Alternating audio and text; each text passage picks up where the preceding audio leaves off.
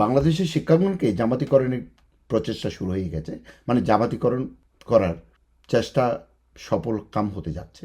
কিভাবে? বাংলাদেশে মোট বেসরকারি স্কুল এবং কলেজ আছে 20,000।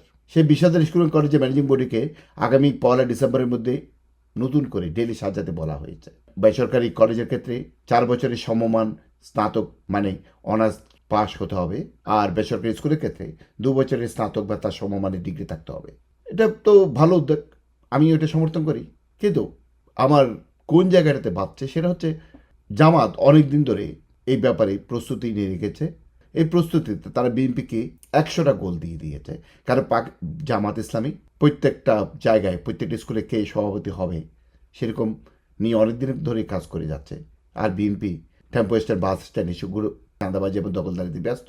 তারা এই স্কুল কলেজগুলোর দিকে তাদের কোনো মনোনিবেশ নেই। আচ্ছা, স্কুল কমিটির কিংবা কলেজ কমিটির সভাপতি হলে কী লাভ? সেটা হচ্ছে শিক্ষক নিয়োগের ক্ষেত্রে ম্যানেজিং কমিটির চেয়ারম্যানের ভোটটা অনেক অনেক বেশি গ্রহণযোগ্য। সুতরাং এখানে প্রত্যক্ষ এবং পরোক্ষভাবে জামাত ইসলামী করেন সেরকম লোক ছাড়া এই ম্যানেজিং কমিটির চেয়ারম্যানরা অন্য কাউকে নিয়োগ দেবে না। তাহলে কি হবে?